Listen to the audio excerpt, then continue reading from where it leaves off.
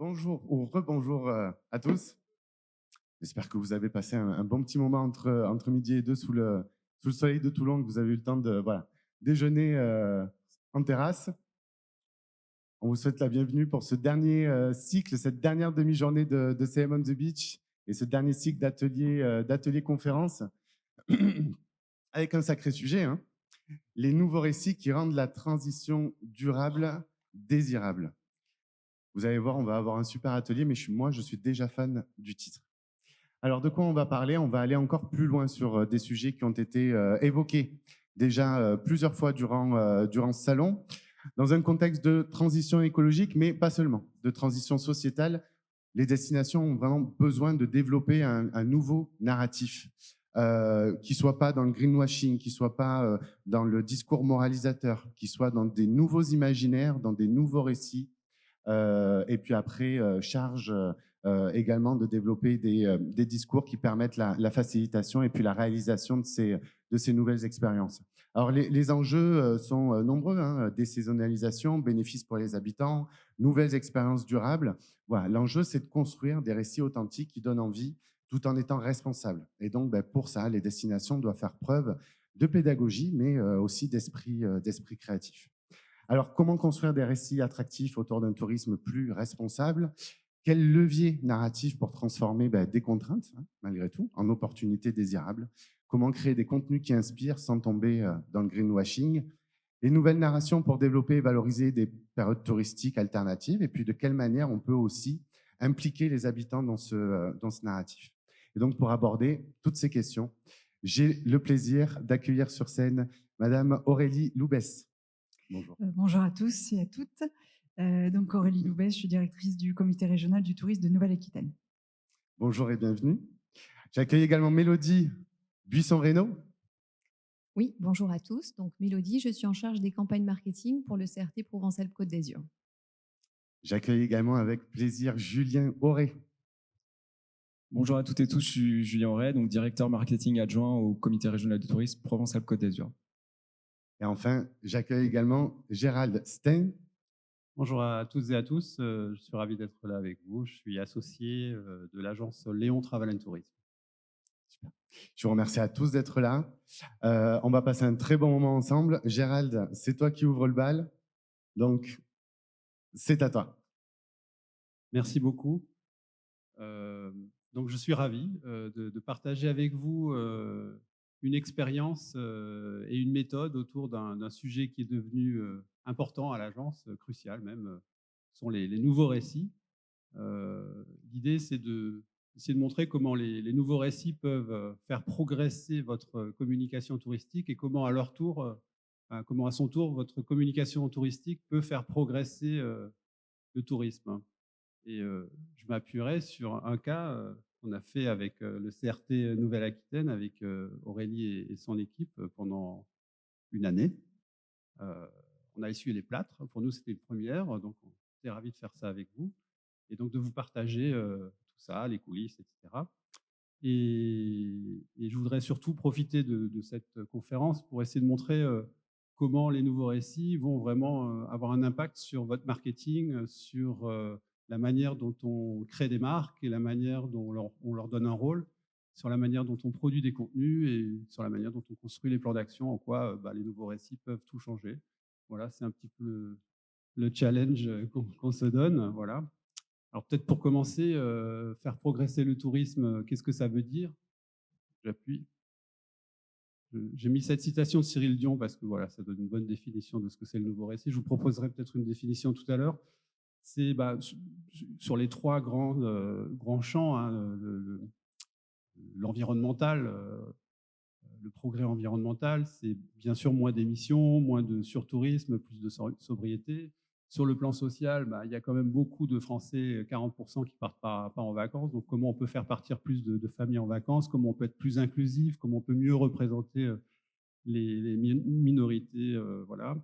Et sur le plan économique, c'est bien sûr tous les objectifs liés à l'emploi, liés à l'activité économique. Et parfois, il y a des objectifs qui sont très différents d'une destination à l'autre. Et ce n'est pas aux agences de com de se préoccuper des objectifs, c'est aux destinations, c'est des choix politiques, c'est parfois compliqué. Est-ce qu'il faut envoyer plus de monde Est-ce qu'il faut désaisonnaliser, déspatialiser ou au contraire tenir compte si on veut faire partir plus de gens qui ne choisissent pas forcément leur période de vacances enfin, voilà. Est-ce qu'il faut les envoyer vers des zones bien aménagées ou au contraire chercher à déspatialiser enfin, tout ça, c'est des objectifs qui sont extrêmement compliqués et qui sont du ressort des destinations. La communication, elle a quand même été beaucoup décriée. Voilà, elle vous fait acheter des choses dont vous n'avez pas besoin. C'est souvent réduit à des 4x3 dans le métro, techniques de manipulation, etc. Alors que là, au contraire, et pour nous, ça a été aussi une évolution importante à l'agence. On a fait un grand travail de refonte dans une stratégie RSE de tous nos chantiers, toutes nos méthodes, etc. Donc, c'est peut-être l'occasion de redonner à la com ses lettres de noblesse et de la rendre utile à condition qu'elle puisse devenir un peu le bras armé de ce progrès touristique. Et voilà. Mais pour ça, il faut qu'elle se réinvente et il faut il faut changer d'imaginaire. Voilà. Et c'est un peu le challenge, c'est comment rendre les vacances plus sobres. Alors donc, ce travail de nouveaux récits sur la Nouvelle-Aquitaine, on s'est donné un brief avec Aurélie, on l'a construit ensemble, le brief, parce que pour vous aussi, c'était un peu nouveau. Oui, on a complètement refondé notre stratégie et ce nouveau récit, c'est une des déclinaisons majeures de notre nouvelle stratégie. Je n'ai pas besoin de dire que la Nouvelle-Aquitaine a été pionnier et un engagement hyper sincère sur ces enjeux-là. Donc, voilà, c'était pour nous la première fois qu'on travaillait sur un nouveau récit. Donc, on voulait que le nouveau récit soit désirable, c'est-à-dire que qu'il rende désirable, souhaitable, heureuse cette sobriété qu'on cherche à viser. Enfin, montrer que la sobriété, ça peut être chouette, quoi, ça peut être cool, c'est pas forcément une punition. C'est un déclencheur, ça veut dire qu'on veut un récit qui incite à la réflexion, mais aussi un récit qui vous amène à l'action. Donc c'est certes un récit, un corpus de texte, mais c'est aussi des formats, des tutos, des cartes, des topos pour faire passer les gens à l'action. C'était vraiment ça l'objectif. Et protéiforme, du coup, bon, bien sûr le corpus de texte, mais le récit, il faut qu'il vive pas seulement dans la communication touristique, il faut qu'il vive dans les expériences, dans les podcasts, dans tout ce que vous produisez et dans tout ce que produisent les partenaires. Clandestin, alors j'ai emprunté cette idée à Valérie Zoïdo qui a beaucoup travaillé sur les imaginaires, sur les récits. Donc faire de la pédagogie clandestine, qu'est-ce que ça veut dire? Ça veut dire qu'on ne va pas faire de l'écologie une fin en soi, mais que ça va se distiller dans le discours, ça va se distiller dans les personnages, dans la psychologie des personnages, dans les arcs narratifs, dans le choix des décors. Tangible, c'était encore un des mots-clés pour structurer ce récit. Tangible parce qu'on ne veut pas faire un récit d'anticipation. Alors ça pourrait, hein, il y a des gens qui font comme ça des dystopies, des utopies, des uchronies. Enfin, il y a tout, non, on voulait faire un récit pour montrer que le présent, il est déjà désirable. Ce n'est pas juste un futur souhaitable. Donc c'est un nouveau récit qui s'appuie sur des vraies choses, sur des transitions in situ, des choses qui existent déjà. Et éclaireur, parce qu'on l'a vu, et c'est particulièrement vrai pour la Nouvelle-Aquitaine, on ne veut pas faire une marque de destination monolithique, parce qu'en plus, il y a 12 destinations composantes en France, 8 marques internationales. Donc on ne voulait pas rajouter une couche, on voulait faire un récit qui donne un rôle à la marque, un rôle d'éclaireur, un rôle d'ouvrir la voie, de montrer qu'un autre tourisme est possible. Voilà. Alors comment on a fait? Eh ben, on a travaillé avec Thibaut, que vous voyez là en photo, Thibaut Labbé, qui est cofondateur de Chiloé, que la plupart d'entre vous connaissent certainement, et parce qu'il travaille beaucoup aujourd'hui sur les récifs et les scénaristes. Et il est aussi membre d'Itinéraire Bis, qui est un collectif qui vise à réinventer les imaginaires du tourisme. Et il nous a aidé à structurer un plan du récit, à identifier un certain nombre d'expériences existantes en soutien de ce récit, et aussi à imaginer dans quel format on va faire ce récit. Parce qu'on va faire un texte, mais comme je l'ai dit, c'est aussi comment rendre ce récit utile et concret à travers des formats vraiment directement exploitables, aussi par les équipes d'Aurélie. Voilà. Donc, qu'est-ce qu'on a fait? Donc, on a fait une nouvelle plateforme de marque. Donc, on a commencé par une plateforme de marque, ça c'est important, avant de faire le récit. Pour nous, c'est un réflexe à l'agence, c'est toujours commencer par ça, démarrer par une plateforme de marque solide pour être au clair sur, pour avoir une boussole stratégique et être au clair sur notre ancrage, notre champ de compétences, nos points de différence, nos valeurs.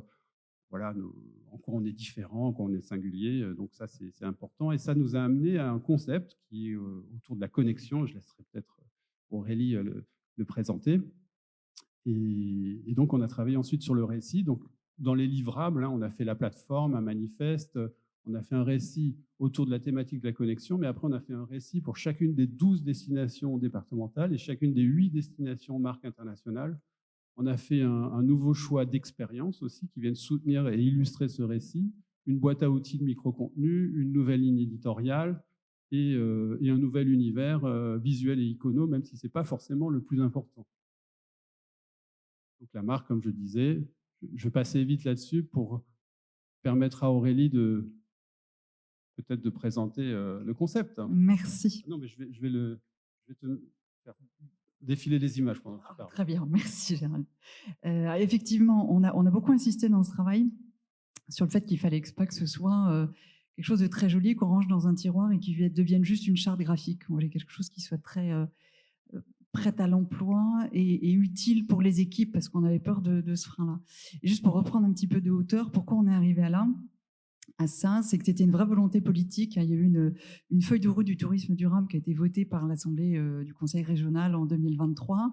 Nous-mêmes, en parallèle, on avait tout refondé notre stratégie. Moi, je suis arrivée en 2022 au CRT. Les équipes ont dit, on n'a plus de stratégie, surtout sur le digital.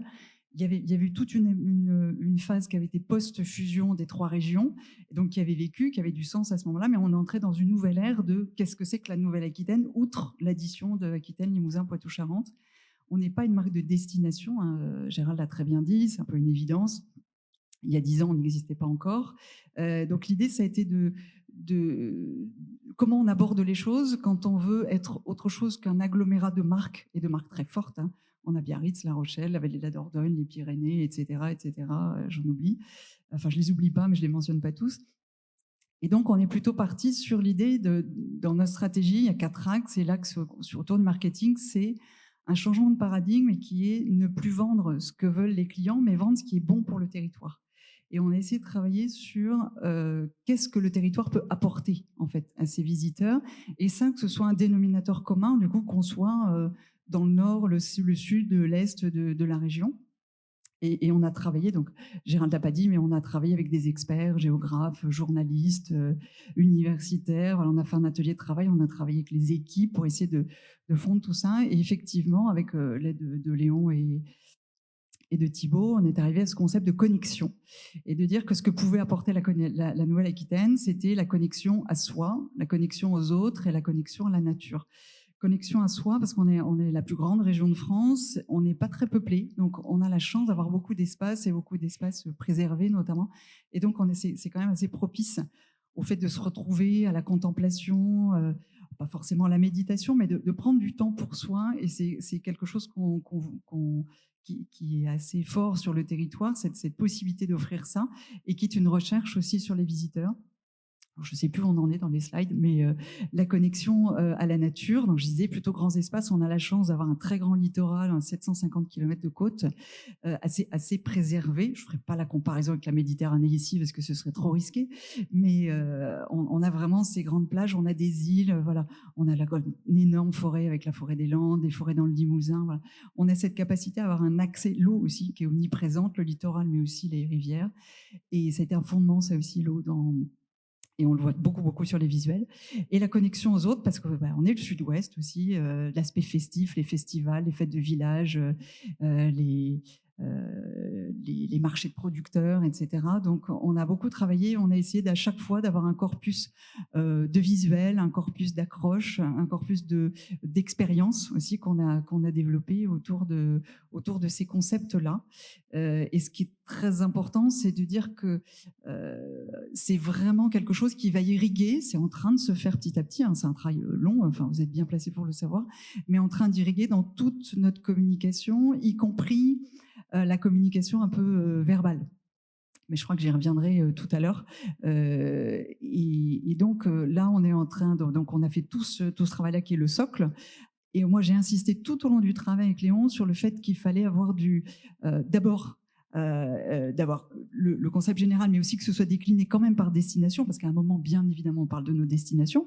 Donc, on a un peu discuté là-dessus, parce que c'est beaucoup de contenu. Hein. On n'a pas la même stratégie à l'international qu'en France. En France, on s'appuie plutôt sur les marques départementales en appui de tout ce que peuvent faire les ZDT. On ne prend pas la parole à leur place et on a partagé ces contenus-là avec les ZDT. On leur a demandé leurs axes stratégiques, on leur a demandé quels étaient leurs points forts, etc., pour aller nourrir notre récit. Et à l'international, on est sur les marques de destination qui sont incarnées par les contrats de destination avec Atout France. Donc, on en a 7 plus 1, parce qu'il y en a un, c'est un contrat de territoire. Et on a du contenu sur tout ça. Et là, on est en train de développer notre écosystème digital. J'en parlerai après, notre stratégie réseaux sociaux. Et aussi dans tout le contact, effectivement, direct, à rendez-vous en France ou à d'autres rendez-vous avec des TO, dans nos missions à l'international, dans nos présentations de marché. Voilà, on développe désormais ce récit. Alors, moi, j'enchaîne. Je ne savais plus si tu avais quelque chose avant. Ça, c'est un exemple. C'est les 2-3 slides après. C'est un exemple de présentation qu'on utilise désormais dans les présentations de marché avant d'attaquer sur on est la plus grande région de France, on attend voilà comment on est desservi, voilà nos atouts, etc. On essaye d'avoir une plongée sur le tourisme qu'on veut un peu alternatif, qu'on veut essayer de promouvoir, en les branchant voilà, sur des choses qui ne sont pas forcément ce à quoi on pense immédiatement, la plage en hiver, fabriquer son vin, être dans une approche plutôt contemplative, etc. Et puis après, si tu veux bien avancer, voilà, on embarque. Donc quand on parle à des TO, maintenant, c'est devenez nos partenaires. On va essayer on veut travailler avec vous pour essayer de proposer à vos clients une autre approche, de les embarquer aussi dans cette histoire-là et d'essayer de leur montrer quelque chose d'authentique, même si le mot est un peu galvaudé. Mais c'est hyper intéressant et ça peut être un peu déstabilisant. À la fois pour nos équipes, on a essayé de faire avec Anthony, mon adjoint, qui est aussi chef du pôle promotion marché, les premiers tests, parce que c'est pas évident de se trouver dans cette posture. On s'adresse, on essaye d'embarquer. Moi, je l'ai testé, j'étais au Japon il y a un mois, et on a insisté beaucoup sur l'aspect authentique, un peu moins sur l'aspect environnemental, parce qu'ils ne sont pas forcément hyper sensibilisés. Il y a un rapport un peu différent. On a travaillé avec Atout France là-dessus. Et par contre, tout ce qui est rencontre des producteurs, des artisans, les savoir-faire, on a beaucoup insisté là-dessus en disant que voilà, on essaie de promouvoir des itinéraires qui incarnent ça, et ça a bien marché. Et dans la slide après, sur le manuel des ventes, voilà, on a rajouté effectivement une rubrique sur des conseils pour des séjours durables, et on essaye de les accompagner. On fait ressortir l'offre écolabellisée beaucoup plus fortement, et on essaye d'embarquer, et dans tous les points de contact qu'on a avec nos cibles, que ce soit B2B ou B2C, on essaye de mettre ce récit petit à petit. Avant de vous passer la parole, dans la battle, je voulais simplement essayer de montrer comment les nouveaux récits font progresser la communication touristique, c'est-à-dire en quoi ils ont un impact sur le marketing, en quoi ça remet tout en cause, en quoi ça a un impact sur la marque, en quoi ça a un impact sur les contenus, et aussi sur les plans d'action, sur les stratégies des moyens. Alors sur le marketing, on commence par se fixer des objectifs marketing. Alors peut-être plutôt que des objectifs de taux d'occupation, de taux de fréquentation, etc., de nombre de nuitées, peut-être qu'on peut réfléchir à des objectifs de c'est quoi le taux de satisfaction des habitants, c'est quoi le taux de fréquentation en basse saison, c'est quoi la part de transport non carboné. Donc, se donner de nouveaux objectifs, ce qui va aussi vous donner de nouveaux indicateurs de performance et qui vont orienter du coup les choix de marché et les choix d'offres. Les choix de marché, par exemple, je prends l'exemple du Tarn, qui s'est recentré complètement sur les bassins de proximité et maintenant même sur la clientèle tarnaise, donc les bassins de proximité, toulousains, montpelliérais. Autre exemple, on a travaillé pendant 15 ans pour Savoie-Mont-Blanc, qui s'est recentré sur les marchés européens accessibles en train. Donc ce genre de choix, ça a il y a de vrais impacts en termes de gaz à effet de serre, en termes d'impact.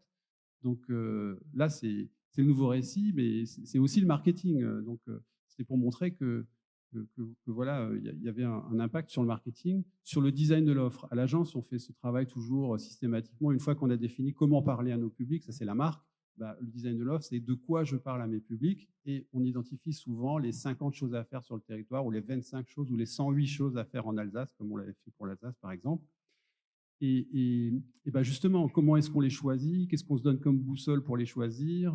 Plus d'accessibilité, moins d'empreinte carbone. Je sais que vous avez beaucoup travaillé sur les voyages bas carbone, etc. Donc, ça change aussi l'offre et la manière, et pas seulement la manière de parler, mais aussi de quoi on parle. Ça a un impact sur la marque, on l'a vu.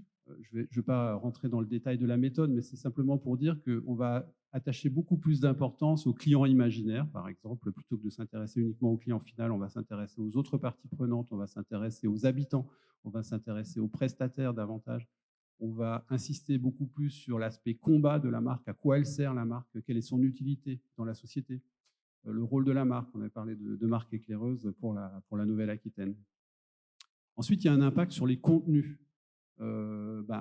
Comme je l'ai dit, on a le design de l'offre, on identifie des expériences et on fabrique des bibliothèques de contenu pour mettre les contenus au centre et non pas produire des contenus à chaque fois qu'on crée un nouveau canal, une nouvelle édition, un nouveau site internet. Donc déjà là, il y a une économie et on rend aussi plus efficaces nos contenus. Et on va aussi produire des contenus au service de ces nouveaux imaginaires. Donc on va montrer des gens en situation,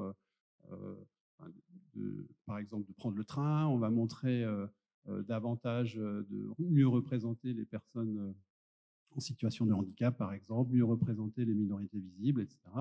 Faire de la pédagogie clandestine, tout ça, c'est grâce au contenu qu'on peut faire ça. Créer des bibliothèques de contenu, ça j'en ai parlé, et aussi produire de façon plus responsable. Donc il y a un impact sur les contenus qui est évident, et enfin un impact important aussi sur la stratégie des moyens. Donc on va essayer de faire mieux, mais moins, essayer de faire moins, mais plus puissant. Essayer d'organiser nos actions en système afin qu'elles se renforcent les unes et les autres de façon plus efficace et de rendre ces actions aussi plus accessibles. Et peut-être pour terminer, peut-être montrer l'exemple qui illustre bien comment les destinations, finalement, elles ont vocation, après ce travail sur le nouveau récit, à devenir des marques médias. C'est-à-dire qu'avant, on faisait traditionnellement nos campagnes de pub avant saison, en été, en hiver, etc. Et là, de plus en plus, les destinations parlent toute l'année.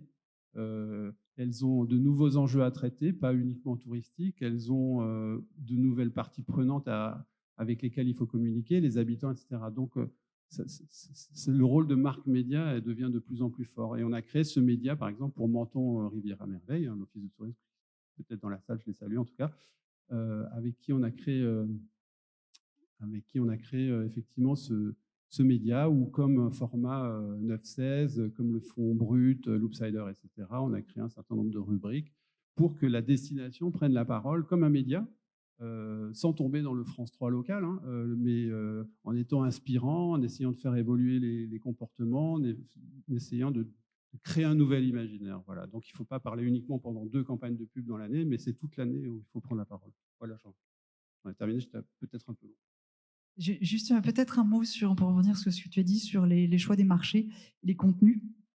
J'ai parlé du Japon, c'était absolument pas descriptif, et le reflet de ce qu'on fait. On a dans cette stratégie complètement recentré sur la France et l'Europe de proximité, sauf 2 marchés lointains, l'Amérique du Nord, et un marché d'opportunité, parce qu'on avait un lien très spécial sur 3 ans, mais autrement, et on a arrêté la Chine, on a arrêté l'Australie, donc on est en cohérence aussi avec ça. Et sur les contenus, on est en train de travailler à fond. On a développé 80 séjours bas carbone. Et là, dans le cadre du site Grand Public France qui va sortir au 2e semestre, c'est pareil, on a marketé des séjours qui soient complètement en adéquation. On sera à la plateforme du voyager durable en Nouvelle-Aquitaine. Je continue, je crois. Et une illustration plus concrète, effectivement, sur la partie réseaux sociaux qu'on a développé avec My Destination. Voilà, je salue Sébastien qui est dans la salle, qui est complètement aligné avec la stratégie. Je vais aller un peu vite, mais sur notre communication social, média, grand public, on s'est concentré donc sur Facebook et Insta. Et l'idée, c'est d'avoir un projet un peu novateur, pour nous en tout cas, sur la partie Instagram.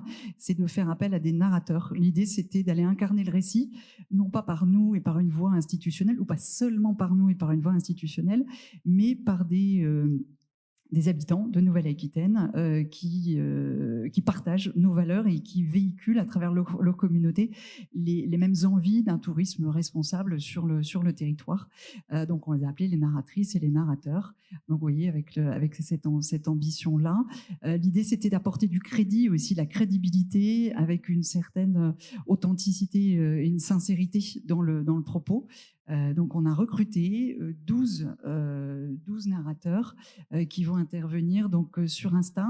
La logique, c'est que, je vais revenir après sur la mécanique des publications, mais c'est que les posts soient publiés sur leur compte, sur le compte du CRT, sur le compte du partenaire, si jamais on a les ADT sont partenaires de l'opération, et ils sont plutôt très partants. On est en discussion avec TER Nouvelle-Aquitaine qui est très intéressé, qui montait quelque chose de similaire et qui va se raccrocher aussi. Et puis, on peut après sponsoriser, mais c'est vraiment une fois qu'on a essayé d'optimiser l'audience native par rapport à et de minimiser du coup la partie plus sponsorisée. Voilà, cette originalité, c'est un post qui est multi-posté sur les différents comptes. Donc, recrutement des narrateurs, je disais, on est allé chercher, donc c'est pas obligé d'un sourcing, non pas par le volume de leur communauté, mais vraiment parce qu'ils incarnaient. Donc, on a une agricultrice, on a un jeune homme en situation de handicap, des fans de trail, des fans de nature, d'artisanat, de gastronomie, et qui sont à peu près répartis sur le territoire. On a commencé l'opération très récemment, là, en avril. L'idée, c'est de leur faire 3 séjours chacun. On a réparti donc 12, parce que 12 départements en Nouvelle-Aquitaine. Donc, chacun va faire 3 séjours. Il y aura 3 séjours par département. Pour nous, c'est hyper important, l'équilibre géographique. Ça, c'est vraiment hérité de la fusion où il y avait besoin de donner des gages. Moi, je viens de Poitou-Charentes précédemment et je peux vous dire que dès qu'on se loupait sur Poitou-Charentes et Limousin, il y avait l'effet boomerang, c'est tout à fait normal. Et donc, c'est quelque chose qui est ancré chez nous, cette équité territoriale. Et pourtant, vous l'imaginez bien, avec l'attrait du littoral, il y a un déséquilibre de fréquentation qui est évidemment très fort. La variété des expériences, on essaye de proposer des séjours, je vais y revenir après, voilà, de excursions jusqu'à séjours. Et on s'est mis le cahier des charges, et pour l'instant, on est au-dessus de réaliser, toujours par l'alignement des contenus dont parlait Gérald, 50% de séjours réalisés en train. C'est ce qui nous permet évidemment d'aller chercher le partenariat avec la SNCF. Donc voilà, une expérience, alors je ne vois pas bien, une expérience d'une journée, un séjour de jour et nuit, un court séjour de jour de nuit, 3 jours. Donc avec effectivement à chaque fois des expériences qui sont en phase avec le récit, plutôt mobilité douce, plutôt artisanat d'art, plutôt activités sportives de pleine nature, etc. Est-ce qu'on en attend? On s'est évidemment calé sur la partie production de contenu, puisque ce qui est intéressant, comme tout le travail avec les influenceurs, là encore, vous le savez mieux que moi, c'est qu'il y a évidemment l'écho sur les réseaux, mais aussi la production des contenus. Donc, c'est entre 5 et 10 photos et possiblement des rushs quand il y a des vidéos qui sont représentatives des séjours, avec des sessions de droit pour 5 ans, une story, la production écrite, et comme je le disais tout à l'heure, la diffusion avec publication d'un carrousel ou d'un réel, etc. Et qui sont repris donc en copublication, donc comme je le disais, avec le CRT et les ADT. Quand on a commencé, en fait, quand on a eu l'idée de cette opération-là avec Mind Destination, on en a tout de suite parlé aux ADT en disant est-ce que ça vous intéresse? Et comme c'est sur leur territoire, de toute façon, on les aurait informés. Et la plupart sont plutôt contents, effectivement, de faire du publipostage, enfin du cross-postage, merci. Avec, j'espère que mon community manager va pas m'écouter. Et donc, pour optimiser, voilà, et puis créer encore plus de partenariats avec les destinations, parce que cette approche-là, elle est très complémentaire à leur approche destination, en fait. Nous, on a une approche plutôt produit, thématique à travers de ça, et les ADT ont plutôt une approche logique marque départementale et destination. Alors évidemment, tout ça, c'est un petit budget. On essaie de restreindre, mais on a une petite indemnité de 100 € par séjour. Donc, vous voyez, c'est pas pour ça qu'ils font le, c'est pas avec ça qu'ils vont vivre, mais c'est évidemment pas l'objet. Prise en charge des frais. On va essayer d'avoir la gratuité des trains avec TER, et puis éventuellement un petit budget de pub. Donc, on est à 850 € par expérience environ. Évidemment, ça dépend des frais de Pardon, j'arrête là et j'ai quelques infos que j'ai pas la slide parce que j'ai eu les infos juste avant de partir sur les premiers résultats. Donc on a eu plus de 100 écrans de story partagés, 6 publications Insta à ce jour et on voit les premiers effets avec plus 23% de comptes touchés sur Insta et plus 96% de visites sur notre profil Insta par rapport à la période précédente.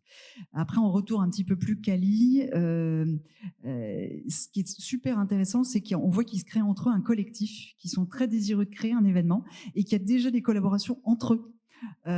Et en fait, ils sont vraiment dans les starting blocks et pourtant, je dis on commence juste. Et on est déjà en train d'imaginer une saison 2 où ils se seront connus et quelque chose du type vis ma vie, enfin viens chez moi, je te reçois et d'avoir le cran d'au-dessus voilà, pour l'année prochaine. C'est un gros boulot. Ça a été un gros boulot de préparation parce qu'entre le recrutement, l'organisation, c'est comme des accueils de presse, voilà, l'organisation, c'est très lourd. Donc, je remercie, cette fois, j'espère qu'il va m'écouter Thomas chez nous qui a piloté tout ça. Et ce qu'il faut qu'on optimise maintenant, parce que là c'est par manque de temps, mais voilà, on sera rodé dans la saison 2, en espérant que les résultats nous encouragent à faire une saison 2, c'est l'optimisation du calendrier territorial avec les partenaires pour vraiment se caler à quel moment c'est le plus opportun, voilà, que chacun poste et que ça résonne encore plus. Mais voilà, avec l'effet d'expérience, je pense qu'on va arriver là, à cette dynamique-là qui incarne la 4e axe de notre stratégie, qui est justement de renforcer notre dynamique partenariale avec l'écosystème touristique public-privé du territoire. Merci. Merci à vous, Aurélie. Gérald, bon, finalement, vous avez impulsé la démarche, mais entre les partenaires et les narrateurs et narratrices qui se sont emparés de tout ça, c'est peut-être vous qui allez devoir essayer de suivre maintenant leur rythme. C'est ce qui pourrait nous arriver de mieux, en fait, qu'il y ait une génération spontanée qui a envie de communiquer sur la Nouvelle-Aquitaine et qui se retrouve sur ce grand territoire et qu'il y ait de la coopération. Ouais, c'est tout ce qu'on vous souhaite. On va changer de région. On va aller du côté de la région Provence-Alpes-Côte d'Azur avec des enjeux de destination qui sont différents, mais des enjeux écologiques et sociétaux en revanche tout à fait similaires. Vous allez nous présenter ça. Vous aussi, vous avez fait travailler un client imaginaire et vous lui avez demandé un petit peu quelle était la perception de vos destinations. Bah oui, comme l'IA est quand même un fil conducteur important de cette édition de Simon the Beach, on a demandé à 2 IA différents, donc chez ChatGPT et puis Gemini, en fait, avec un prompt ultra élaboré, comme vous pouvez le voir. D'après toi, donc, quand on pense en priorité à... pardon, excusez-moi, je ne vois pas bien. Lorsqu'on parle du tourisme en Provence-Alpes-Côte d'Azur... Je commence à vieillir, je crois. Ouais, c'est ça. Quand on pense en priorité, d'après toi, à quoi on pense en priorité lorsqu'on parle du tourisme en Provence-Alpes-Côte d'Azur? Et ce qui est assez marrant, c'est les résultats qui ressortent en fait. Et il y a 15 ans, on avait fait une étude d'image et de notoriété touristique sur la destination. Et en fait, c'est très proche de ce qui ressortait à l'époque. On va dire, je vais schématiser un peu, mais le triptyque quand même mer, soleil, plage nous colle quand même bien à la peau. Au détriment d'ailleurs de certaines destinations. Nous, on a une organisation qui est plutôt autour de nos 3 marques de destination, donc Provence-Alpes et Côte d'Azur. Et c'est vrai que c'est le littoral qui polarise pas mal. Tu disais aussi, Aurélie, de votre côté, et cette nécessité justement d'aller couvrir les autres marques pour que personne ne se sente lésé. Dans ton discours, nous, c'est la même question. Pourquoi je parle de là, en fait, pour exposer un petit peu ce qu'on met en place au CRT? Parce que finalement, on a un peu de boulot aussi pour installer un peu plus cette image de transition et de perception de la transition dans notre destination. Je ne détaille pas tout ce qui est écrit là, mais vous voyez, la Méditerranée, les plages, le soleil, la Provence qui ressort pas mal, la culture et le patrimoine, la nature un peu. Et ça, c'est un élément qui est très très fort chez nous, je vais y revenir. Je vais expliquer pourquoi. Le glamour aussi, qui colle pas mal à la Côte d'Azur et qui est important aussi pour nous parce que c'est aussi là qu'a démarré le tourisme. Donc on y tient aussi à ces destinations-là. Les Alpes du Sud qui remontent un tout petit peu, mais pas assez à notre goût aussi. C'est un élément aussi très important de la diversité de nos territoires.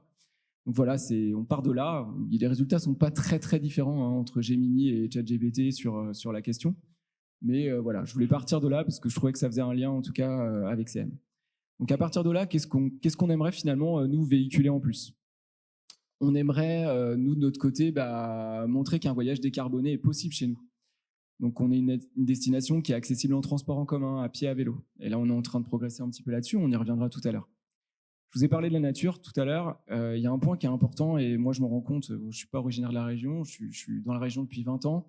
Et quand on parle de la région, en tout cas moi, ma famille qui est plutôt en Aura, je leur demande un petit peu ce qu'ils en pensent. Et quand je leur dis qu'il y a 60% du territoire qui est en espace naturel protégé, ils sont souvent surpris. C'est en plus un taux qui est en croissance. On a un nouveau parc naturel régional qui devrait naître d'ici quelques temps sur le territoire Morte, Anneron, Estérel. Et il y a une volonté très très forte, en tout cas au niveau de la région, de pouvoir consolider cette préservation. L'autre point qui est important, c'est la nécessité pour nous de faire percevoir justement qu'on a une offre qui est engagée. Quand je dis offre engagée, on peut mettre beaucoup de choses derrière. Moi, quand je parle d'offre engagée, on va parler de professionnels qui sont à la fois dans des enjeux de transition écologique, par exemple dans une démarche d'écolabellisation, mais qui sont aussi dans des démarches de découverte de savoir-faire locaux. On a par exemple, nous, un partenariat très fort avec ce qu'on appelle la visite d'entreprise, et notamment le réseau Entreprises et Découvertes, mais aussi d'autres réseaux qui sont dans ces logiques-là. C'est des choses auxquelles on est assez attaché. On a beaucoup d'entreprises en région qui ouvrent leurs portes à leurs clients et on est très heureux de pouvoir les appuyer pour aider à valoriser leur savoir-faire. Et puis, on est dans une logique, alors ça, c'est toutes les destinations le disent, mais de tourisme à l'année. Nous, notre logique, c'est de dire qu'on peut vivre des expériences touristiques en toute saison. Et surtout, Mélodie pourra peut-être revenir là-dessus, mais on met pratiquement plus de moyens de promotion pour mettre en avant notre destination en saison estivale, hormis sur les Alpes, sur lesquelles on a estimé collectivement avec nos partenaires qu'il y avait encore des besoins de soutenir l'activité, en particulier au mois de juillet. Où la fréquentation n'est peut-être pas toujours au niveau attendu. Et puis, on a un certain nombre de trésors cachés. Et là, l'objectif pour nous, c'est de dire, voilà, on a envie d'aller un petit peu plus loin et de ne pas toujours mettre en avant les mêmes phares, montrer qu'on a d'autres sites à découvrir sur le territoire. Et voilà ce qu'on aimerait rajouter à l'histoire, en fait. Juste en complément, tu as fait un petit clin d'œil à Sébastien. Je vais lui faire aussi un petit clin d'œil. Comment on s'y prend en fait là-dessus? On a mis en place des démarches un peu stratégiques pour nous. Gérald, tu le disais tout à l'heure, la notion de marché, elle est importante. Tu l'as rappelé aussi, Aurélie, tout à l'heure. Au CRT, on a mis en place un tourist score qui nous permet d'établir, de passer au crible en fait les différents marchés étrangers notamment, et de passer à la fois des critères de saisonnalité, des critères de géographiques pour savoir exactement où ils vont, des critères économiques sur les dépenses qu'ils peuvent exercer sur le territoire, mais également des critères environnementaux pour pouvoir déterminer leur impact sur le territoire. À partir de là, on met tout ça dans un shaker, je schématise un peu, pardon, et on attribue des notes en fait à ces différents marchés, un peu comme le Nutri-Score en fait, hein. Et on se sert en fait de ce classement pour voir où on met nos priorités au niveau des marchés touristiques. Ça, c'est un élément qui prend de plus en plus de place dans notre stratégie depuis un an et demi. Et en parallèle, on a fait un travail, donc je le disais, avec la société Cairn, pour justement voir comment on pouvait être plus responsable dans nos logiques numériques. Donc l'idée, c'est de se dire, OK, on a une audience qui est intéressante sur l'ensemble de nos médias, et comment finalement on peut croiser à la fois nos données de performance avec un engagement plus fort au niveau éditorial, avec un impact environnemental plus faible de nos outils, et puis aussi intégrer une dimension éthique plus forte. Et je remercie encore à nouveau les équipes de Cairn parce que ça nous a ouvert aussi, on avait les chakras ouverts, mais ça nous a aidé avec les équipes en tout cas à structurer une démarche qui a tout de suite débouché sur un premier chantier. Il y a des chantiers qui ne sont pas terminés aujourd'hui chez nous, qui était celui de refondre un peu notre ligne éditoriale, un peu comme vous, alors pas dans une logique aussi poussée que vous l'avez faite sur les logiques de plateforme de marque, mais on s'est mis autour de la table, on a voulu faire ce travail-là en interne parce qu'on avait besoin aussi de travailler entre nous, de prendre le temps de se reparler. Et on a défini une ligne qui aujourd'hui fait ressortir davantage toute cette logique responsable et durable qui est importante pour nous. Mélodie, je te laisse expliquer la suite. Je peux garder la zapette. Alors, sur l'opérationnel, comment on s'y prend? Donc, on a deux approches qui sont totalement intégrées dans notre organisation, qui sont le pull et le push. Donc, le push, derrière, on a une équipe dont je fais partie, donc qui va être plutôt sur des activations telles que des campagnes médias, des partenariats, des événements. Et sur le push, on a aussi une équipe dédiée qui va être sur plutôt du content et que chapeaute Julien. Donc, on va vous passer quelques cas concrets qui concernent ces deux leviers qui sont complémentaires et qui nous permettent de toucher notre audience avant, pendant et parfois même après le séjour. Donc, sur l'approche push, on est sur une activation directe, en général sur un temps et une zone géographique limitée. On va choisir des marchés en fonction de leur potentiel par rapport à nos objectifs stratégiques.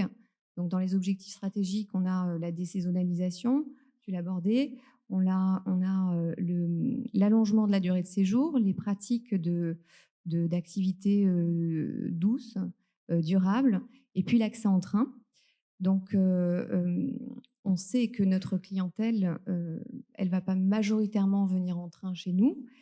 C'est même plutôt minoritaire, même si ça évolue. Mais ce qu'on veut, c'est pousser des tendances et faire en sorte que le jour où cette clientèle-là, elle aura envie de changer un petit peu sa consommation touristique, eh bien, notre destination soit associée à ces pratiques, à ces activités et à cette accessibilité en train. Donc, on va créer un désir et pousser derrière une offre qui correspond aux attentes du client. Alors, le frein, c'est que, bien sûr, on est obligé de faire un peu des choix. Ce sont des actions qui coûtent cher puisqu'on est principalement sur de l'achat média et sur des marchés qui coûtent cher en publicité. À côté de ça, donc l'approche pool, elle est sur des coûts plus modérés, mais qui ne sont pas neutres non plus, puisqu'on est sur de la création de contenu. Donc, il y en a une partie qui est gérée en interne, mais il y en a aussi une autre partie qui est gérée en externe et qui doit être considérée. C'est une approche continue qu'on envisage sur plusieurs années, qui fait aussi l'objet d'un audit, d'une analyse, de tendances, etc. Donc, c'est tout ce qu'on a vu sur les deux derniers jours. On ne s'adresse pas à un marché spécifique, mais on va s'adresser à un ensemble de marchés. Et puis, nos contenus vont venir apporter des réponses aux questions que le client se pose et sur, évidemment, là où le potentiel de recherche est fort. Donc, ce sont en général des sujets qui sont prioritaires dans notre stratégie et où on est totalement légitime. Ça vient asseoir notre positionnement et avec en fil rouge le développement économique et durable qui est cher à notre président. Du coup, de manière très concrète, comment ça se passe au niveau opérationnel? Là, je vous donne un exemple. Je vous parlais tout à l'heure la nécessité pour nous, quand on veut changer l'histoire, de montrer comment on peut décarboner la destination. Là, vous avez un exemple. En fait, on travaille en proximité vraiment accrue avec la direction des transports de la région, un peu comme vous, a priori. Aurélie, tu l'expliquais tout à l'heure. C'est hyper important pour nous parce qu'on a fait un gros travail de fond. Ça n'a vraiment pas été facile du tout de faire intégrer en fait la logique touristique auprès des transports qui sont, on est sur la région, on est sur le service aux habitants en priorité, et faire rentrer vraiment la logique touristique dans leur logique, ça n'a pas toujours été évident. Et aujourd'hui, la ligne, elle est vraiment directe. On arrive à vraiment travailler ensemble pour faire comprendre qu'on a besoin, pour raconter une histoire, pour avoir des récits attractifs, justement, d'avoir des produits qui soient orientés clients. Là, je vous ai mis 2 exemples de produits qui ont émergé ces dernières années, ce qui n'était pas le cas avant. Le pass Sud-Azur Explore qui permet de circuler tout moyen de transport confondu sur l'ensemble du territoire des Alpes-Maritimes, à un coût qui est vraiment attractif. Et le pass régional TER qui peut être 3 ou 7 jours, qui est un point aussi important parce que le prix est très attractif. Et nous, notre rôle là-dessus, on s'est positionné sur quelque chose de très simple, c'est qu'on est venu en appui de la direction des transports pour expliquer au public, au grand public et aux touristes tout ce qu'on pouvait faire avec ces passes. Donc, on construit des idées de séjour, on écrit des récits pour expliquer ce que vous pouvez faire avec le pass Sud-Azur Explore sur les Alpes-Maritimes. On en parlera tout à l'heure. Ensuite, on a créé un autre exemple, des micro-aventures. Enfin, qu'on appelait au départ des micro-aventures, mais qui ne sont pas en fait des micro-aventures parce qu'elles sont devenues beaucoup plus longues que prévu, qu'on a appelé plutôt slow experience. Aujourd'hui, on les appelle comme ça. Donc, c'est vraiment des choses qu'on a faites de façon incarnée, peut-être de manière un petit peu moins structurée que ce que vous avez fait sur la partie justement de fédération, d'avoir un pôle de créateurs de contenu à l'année.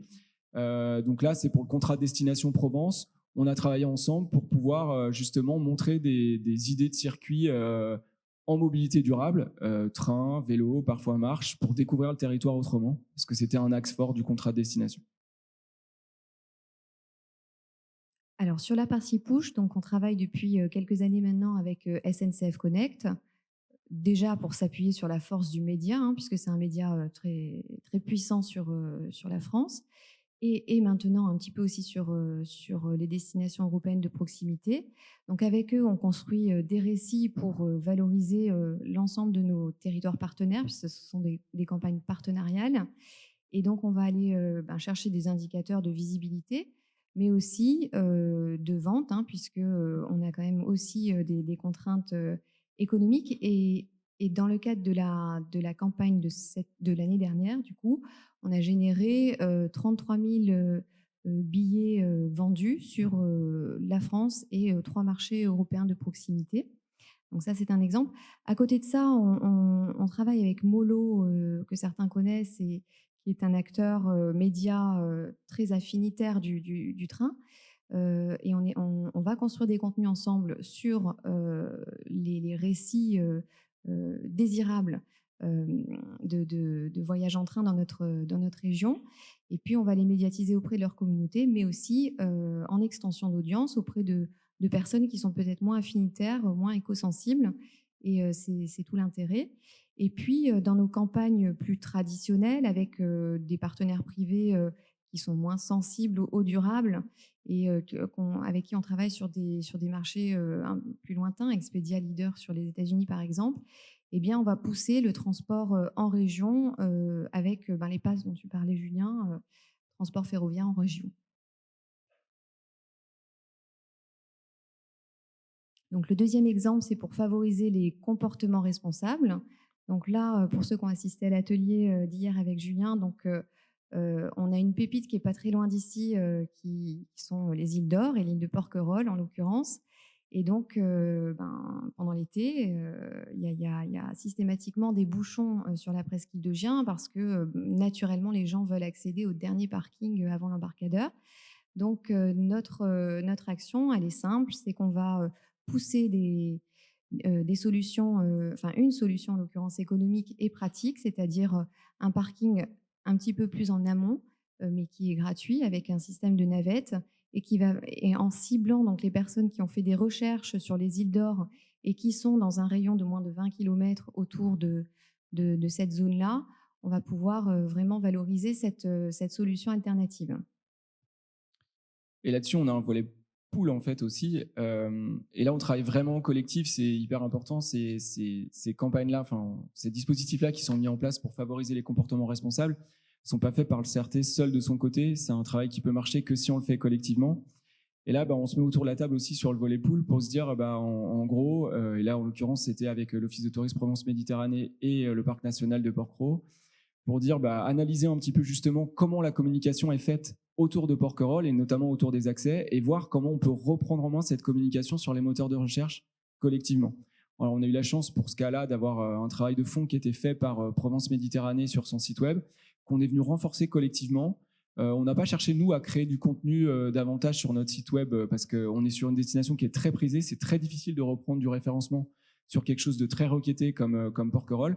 Et donc, on est allé aider justement à reprendre des positions là-dessus, mais on est allé aussi faire un travail de fond avec l'opérateur maritime, la TLV-TVM, pour faire en sorte qu'il fasse connaître le parking en question, le parking relais, ce qui n'était pas le cas jusqu'à maintenant. Et donc, on est venu renforcer la communication de cette solution qui favorise une meilleure gestion des flux. On est comme ça, on accompagne plusieurs territoires. Je ne vais pas tous les détailler puisqu'on l'a dit hier en atelier.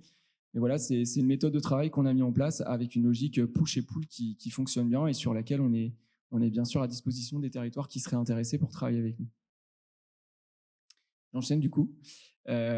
Autre point assez important, je le disais tout à l'heure, ce qu'on aimerait aussi rajouter à l'histoire, c'est le fait de pouvoir contribuer à une désaisonnalisation de l'activité touristique, un tourisme à l'année.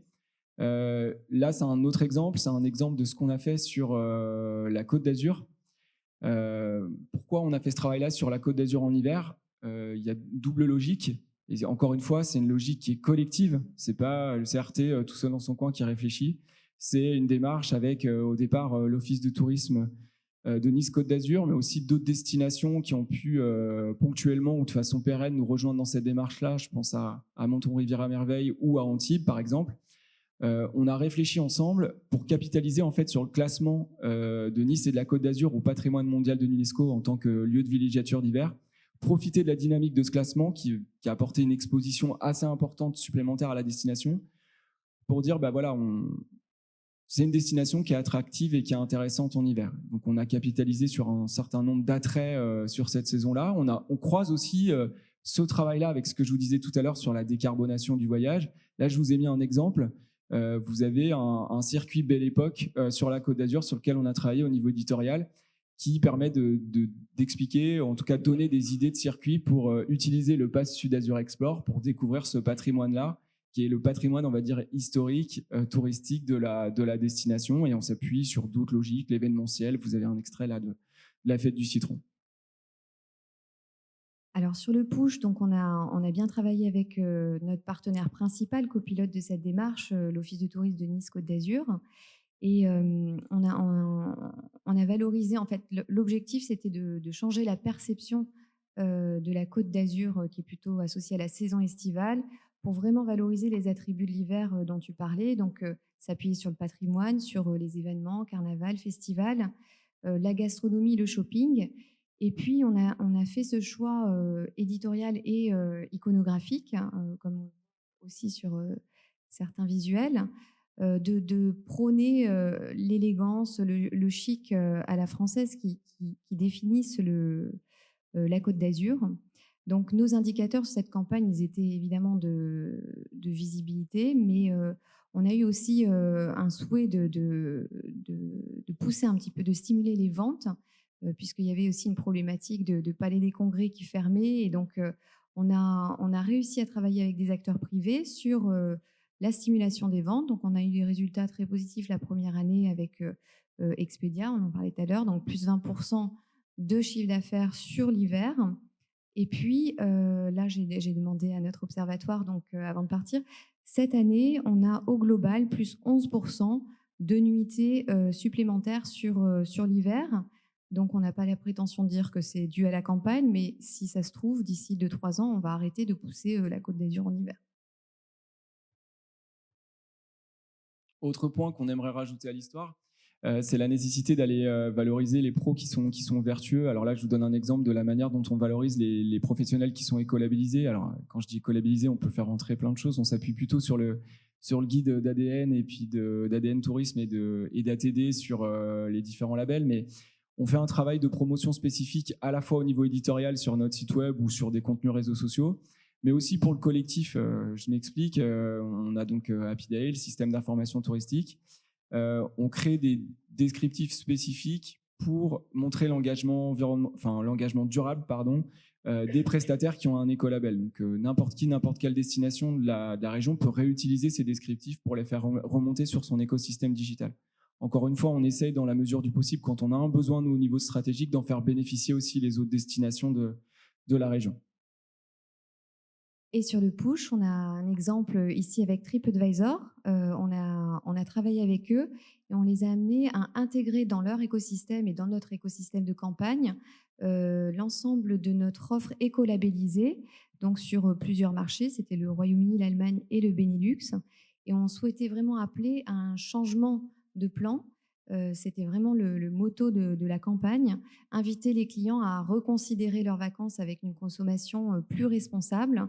Et donc, ce que je vous ai mis comme tableau, je ne sais pas si ça se voit trop, mais on voit les chiffres en vert. En fait, c'est l'un des nombreux indicateurs de campagne, c'était le taux de considération vers ces établissements-là, qu'ils soient hébergement, restauration ou activité, de plus de 12% versus avant la campagne.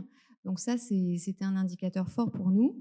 Et puis, à côté de ça, on va pousser les contenus dont parle Julien toute l'année avec des campagnes digitales orientées trafic qui renvoient vers notre site, qui renvoient vers le site des hôteliers via nos playlists.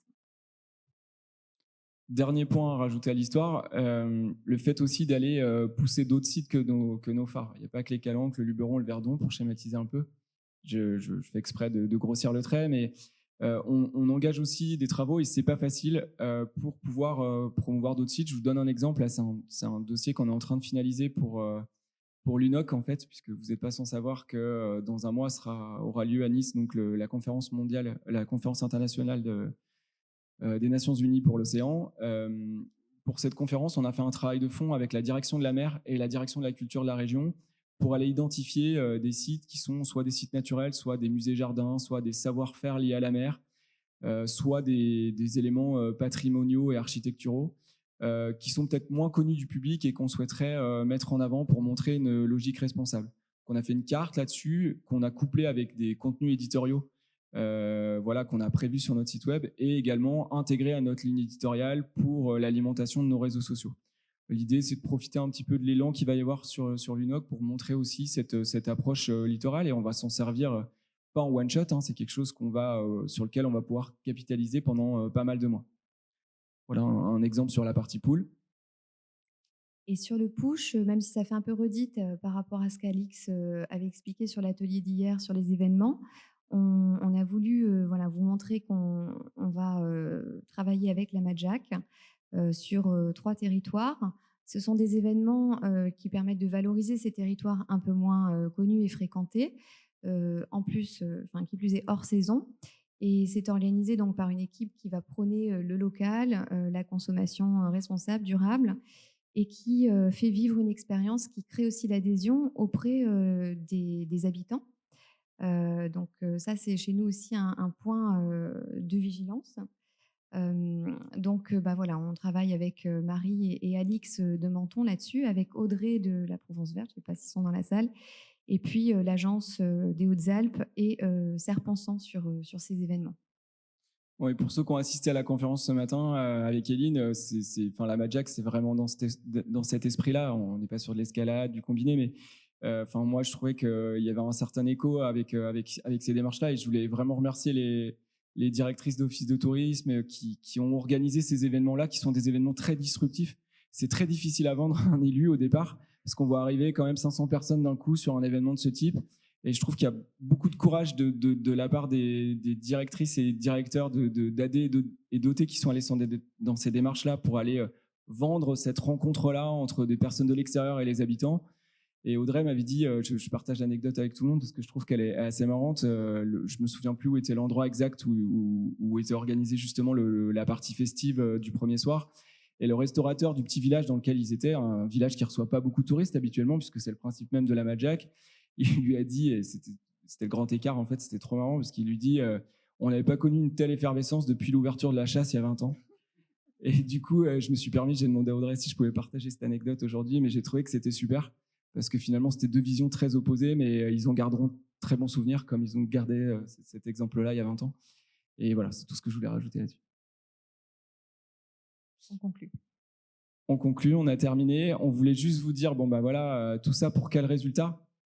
Comme le disait Mélodie juste avant, on n'a pas la prétention de dire qu'on est responsable de l'évolution de ces résultats. Par contre, on espère fortement qu'on y contribue, en tout cas dans les actions qu'on mène avec nos partenaires. Encore une fois, je le redis, parce que tout ça, on le fait parce que derrière, il y a des partenaires qui sont avec nous, qui sont soit à l'initiative, comme c'est le cas, on le disait pour la Madjac, soit c'est nous qui sommes à l'initiative, et à ce moment-là, ils nous suivent. Et c'est ça qui est chouette en fait dans le collectif qu'on a mis en place au service de la transition. On est sur une part d'espace naturel protégé, je le disais tout à l'heure, qui continue de croître, on est à 60%. Un indicateur aussi que j'aime bien, c'est que la dernière étude clientèle nous a permis de voir qu'on était passé entre 2011 et 2023 de 4 à 14% de nos clients qui prennent le train pour circuler sur le territoire. C'est pas encore assez, mais en tout cas, on est content, on est heureux de voir qu'on est en progrès. Et l'autre indicateur pour nous qui est important, c'est sur l'évolution de la saisonnalité.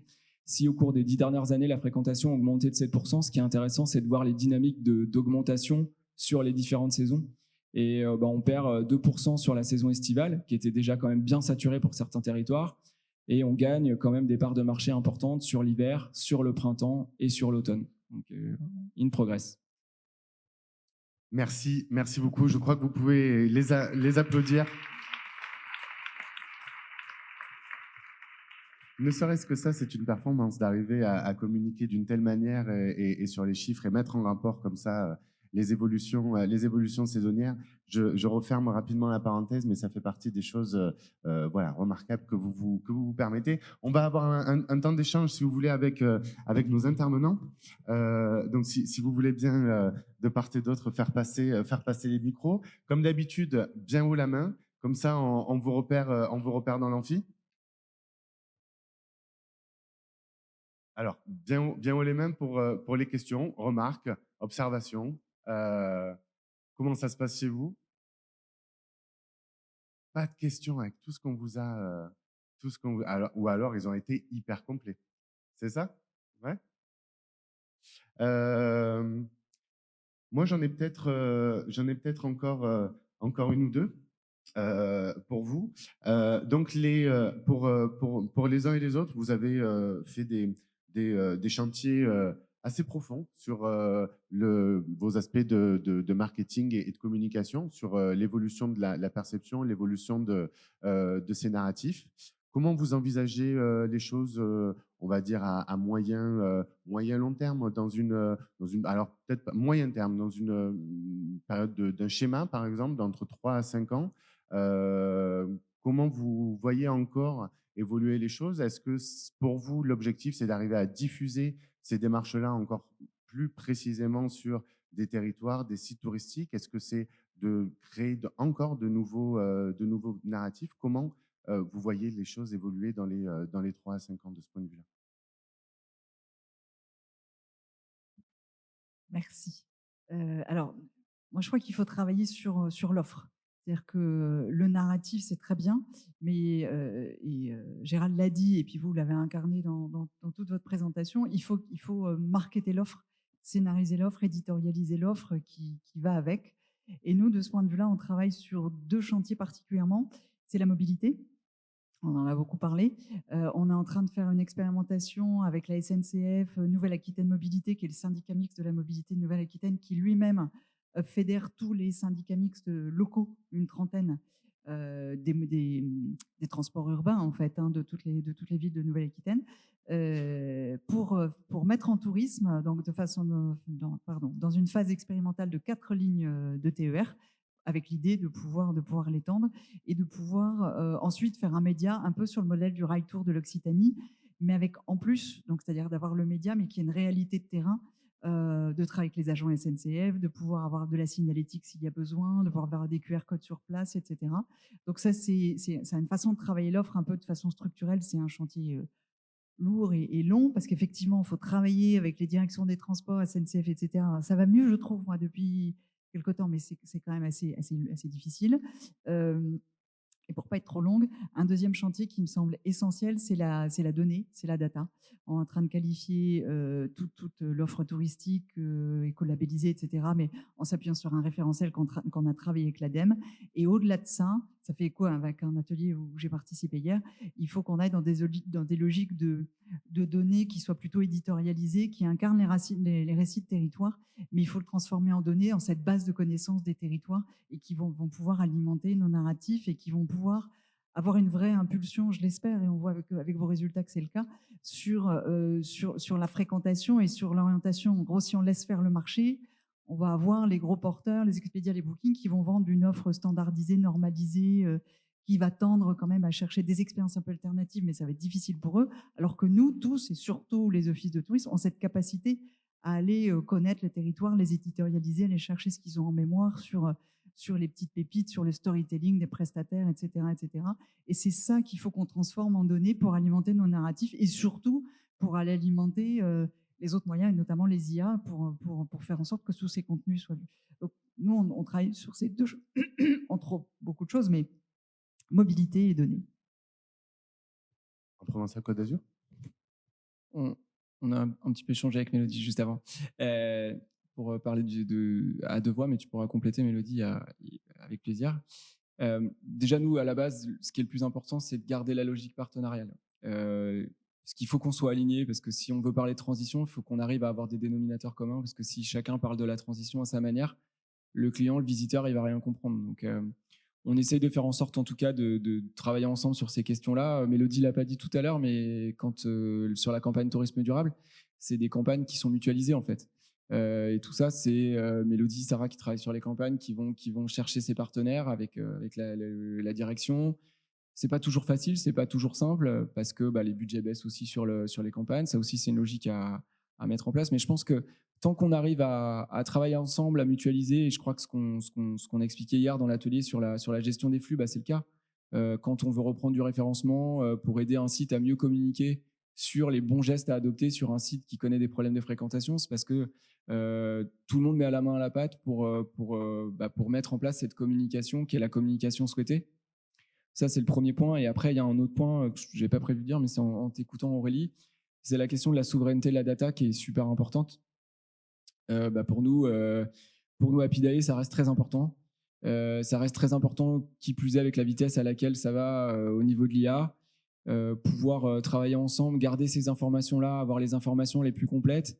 Et nous, tout seuls, on ne fait rien sans tout le travail de fond qui est fait par les OT, notamment sur le terrain, qui sont plus proches que nous de l'offre. Et on a besoin de ça pour donner la bonne information, bien renseigner le client. Et continuer, bien sûr, à travailler, faire ce travail de fond avec les transports, puisque la décarbonation, pour moi, en tout cas, c'est la priorité. Et faire en sorte que les produits qui soient proposés soient vraiment orientés clients pour faire comprendre que c'est facile finalement de voyager de façon décarbonée. Dans le partenariat, c'est vrai, on parle des campagnes partenariales, mais ce que je voulais souligner, c'était la grosse dynamique qu'on a mis en place dans le cadre des marques mondes qu'on voit juste devant nos pupitres là, et qui, c'est le suivi un peu des contrats de destination, qui amène dans notre sillon 10, 15, 20, 30 partenaires, des stations sur les Alpes du Sud, un ensemble d'offices de tourisme sur la Provence, enfin sur la Côte d'Azur, on l'a dit. Et ça, c'est une grande chance parce que ça permet de mutualiser moyens, ça permet de se mettre d'accord sur une vraie ligne stratégique que l'on va suivre ensuite au niveau éditorial et iconographique. Tous les deux, vous parlez des partenaires, alors avec des gestions de marques différentes entre Provence-Alpes-Côte d'Azur et Nouvelle-Aquitaine. Vous avez parlé effectivement des marques au monde. C'est comme ça que vous les qualifiez. Ils sont gérés à des échelles régionales, Provence-Alpes et Côte d'Azur. Dans une région comme dans l'autre, vous avez des marques infrarégionales aussi extrêmement fortes. Je vais citer celle que je connais le mieux, c'est-à-dire celle d'ici. Mais le Luberon, le Mercantour, le Ventoux, je pourrais encore comme ça en citer d'autres.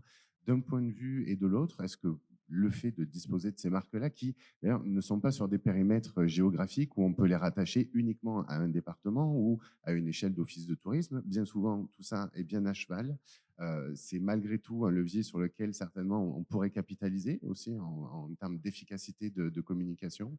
Est-ce que pour vous c'est une difficulté supplémentaire? Est-ce que ça représente une opportunité? Si vous ne l'avez pas encore saisi, est-ce que il y a déjà une réflexion en cours autour de renforts que pourraient être ces marques infrarégionales et qui malgré tout sont pour vous des piliers d'attractivité?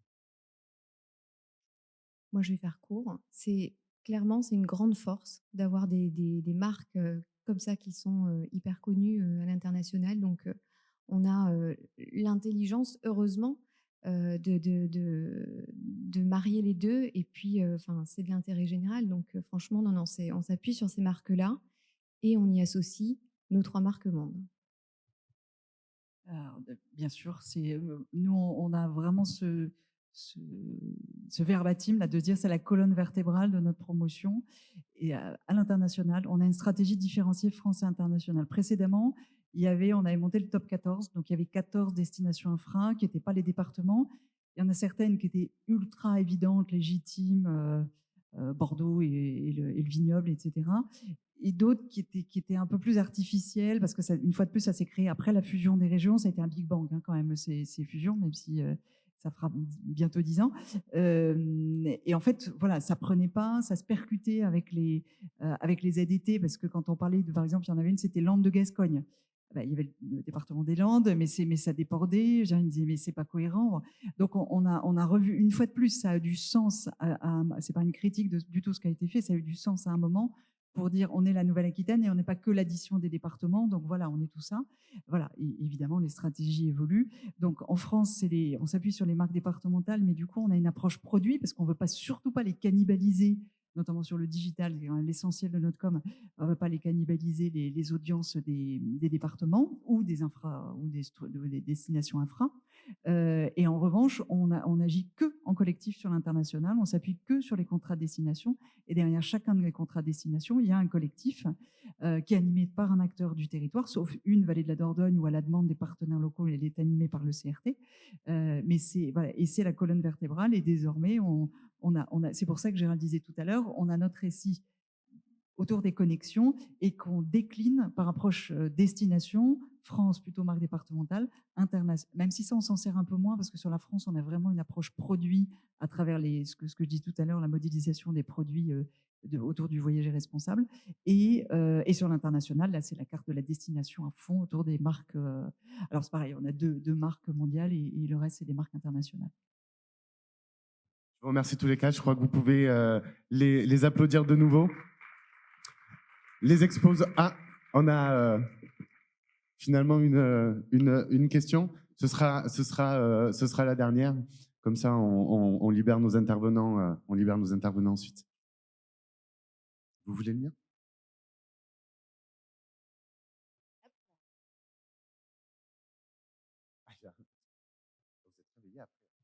Oui, bonjour. Dans le titre des nouveaux récits et transition durable, je me posais la question, est-ce que les problématiques d'hyperfréquentation sur certains sites, les problématiques de compréhension des enjeux de la biodiversité et du coup la richesse des patrimoines naturels qu'on a, par exemple, en région PACA, est-ce que ça, ce sont de nouveaux éléments qui sont injectés aussi dans les récits et dans tout ce qui est proposé pour faire comprendre ce qu'est cette transition écologique qu'on vit au niveau de tous les acteurs et de tous les territoires? Je commence.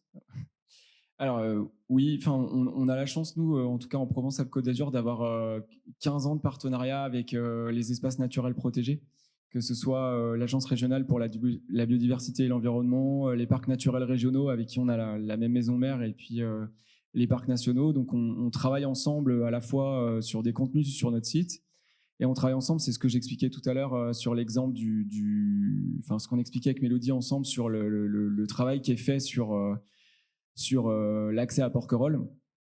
Là-dessus, nous, alors il y a deux éléments dans ce que vous dites, la partie gestion des flux et la partie biodiv. Sur la gestion des flux, nous, on estime que la gestion des flux, il y a eu une grosse médiatisation, en tout cas, sur ce phénomène-là, une surmédiatisation, j'ai envie de dire, et on a eu tendance à penser que dans les raccourcis qui ont été faits, qu'il y avait une surfréquentation sur l'ensemble de la région. En fait, c'est la surfréquentation, d'ailleurs, j'aime pas le terme, on va dire les pics de fréquentation qu'on peut rencontrer à certaines périodes de l'année, c'est un phénomène qui est localisé.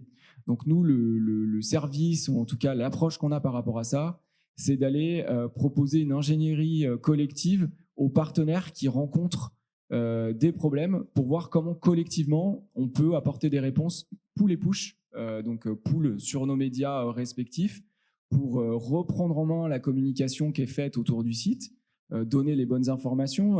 On n'en a pas parlé, mais ce n'est pas que sur nos médias. On va aussi regarder les médias qui sont les mieux référencés quand on n'arrive pas à les déloger avec nos propres médias pour s'assurer qu'ils donnent la bonne information.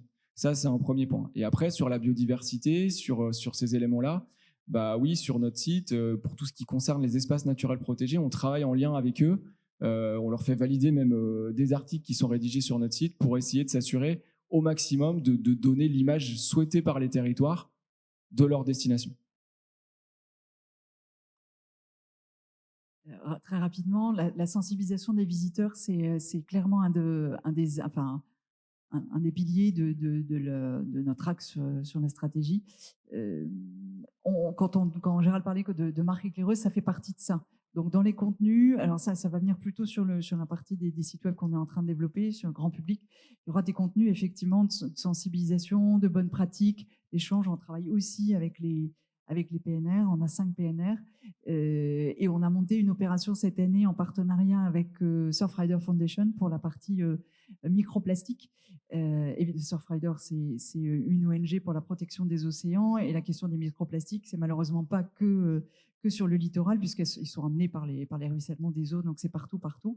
Et on a fait une opération de ramassage de déchets en s'adossant sur notre produit phare qui est Terra Aventura, qui est une grande chasse au trésor digitale, voilà, qui est avec notre partenaire Proximite, qui est là, je ne sais pas s'il est dans la salle. Et on va aller faire ce type de choses, sensibilisation et aussi proposition d'action, même s'il y aurait 1000 autres choses à faire. On a pris contact avec l'Agence régionale de la biodiversité aussi pour amorcer des choses. Moi, je trouve que c'est un sujet compliqué à aborder, de savoir comment le gérer. Donc voilà, on tente des choses, mais il faut qu'on aille plus loin, clairement. On a une vraie responsabilité là-dessus. Et même, je trouve que les structures type RB sont même un peu démunies parce qu'ils sont beaucoup dans l'observatoire, ils sont beaucoup dans la connaissance, et finalement, pas tant dans le faire. Et nous, on est dans le faire. Donc voilà, il y a encore des choses à améliorer là-dessus, mais clairement, c'est un axe qu'on a commencé à activer, mais il faut qu'on accélère.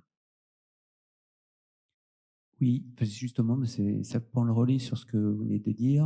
Mon intervention était sur le sujet de la constitution de cette chaîne vertueuse, pour la responsabilité du début jusqu'à la fin. On a des acteurs, et notamment un paquet important, qui sont les parcs naturels régionaux. Donc la question était un peu, qui sont eux-mêmes du coup porteurs de ces démarches quand même vertueuses de mixité entre économie, territoire, environnement. Et du coup, de savoir comment vous appuyez, notamment sur les marqués parcs, qui sont eux déjà dans donc des partenaires réceptifs, engagés, et comment vous les intégrez dans la démarche de façon plus ou moins affirmée, et sur leur expertise, parce qu'ils sont déjà eux, dans le faire au quotidien pour travailler avec bon nombre d'eux. Voilà. Alors pour reprendre le fil conducteur de mes camarades en Pouche et en Poule, on travaille avec les PNR depuis le début, depuis qu'on a commencé en 2022 sur la création des séjours bas carbone. On a commencé, un des tout premiers, c'était avec un des PNR. Et on étend ça, on essaye d'étendre voilà, donc cette dynamique en les associant parce qu'ils connaissent très bien leur territoire et ils sont déjà dans cette appétence-là. Donc plutôt, pour revenir à ce que je disais tout à l'heure, dans la construction d'offres. Et à l'inverse, c'est plutôt en soutien quand eux-mêmes ont des initiatives de pouvoir, le parc du Marais Poitevin, par exemple, a une initiative de sensibilisation à travers tout un guide de sensibilisation à la préservation des espaces sur leur territoire. Et ben ça, c'est des choses qu'on a relayées, qu'on a appuyées, qu'on a transférées aussi aux autres PNR. Nous, en Provence-Alpes-Côte d'Azur, on a une spécificité, c'est qu'on a un réseau des parcs naturels régionaux. Et avec deux salariés en fait qui sont aujourd'hui au service de ce réseau-là, et ça nous facilite énormément les relations avec l'ensemble des PNR. On en a 9. Et elles font un travail hyper important pour nous de mise en réseau, même si on connaît les interlocuteurs de chaque PNR depuis le temps, même si ça tourne un petit peu dans les PNR. Et c'est vrai qu'on valorise cette offre-là. Pour nous, les rôles sont assez clarifiés. On estime qu'on n'est pas en tant que CRT, nous, en tout cas, on n'est pas dans la structuration de l'offre. On est vraiment plutôt dans la stimulation de la demande. Et en fait, eux vont accompagner les pros dans la transition à travers notamment le déploiement de la marque Valeurs Parc Naturel Régional. Et nous, on va assurer le travail de promotion et de mise en avant à travers notamment ce qu'on a montré tout à l'heure avec Mélodie sur ces aspects-là. Mais on va aussi créer des contenus pour montrer les choses à faire et à voir. Et ça, c'est important pour les PNR parce que très souvent, on les réduit aussi à la dimension pédagogie liée à la nature, et pour eux c'est important aussi de montrer que c'est des territoires de vie, qu'il s'y passe des choses et qu'on peut découvrir ces territoires au-delà même du patrimoine naturel, de montrer aussi que voilà, il y a des savoir-faire, il y a des choses de ce type-là, et c'est ces contenus-là qu'on construit ensemble. Merci beaucoup Aurélie, Mélodie, Gérald, Julien, merci infiniment pour vos éclairages et vos interventions. On vous donne rendez-vous, les exposants vous donnent rendez-vous sur l'espace showroom pour cette dernière pause, dernier cycle d'atelier à 16h. On vous souhaite une belle fin d'après-midi et de nouveau, merci à nos intervenants pour cette belle conférence.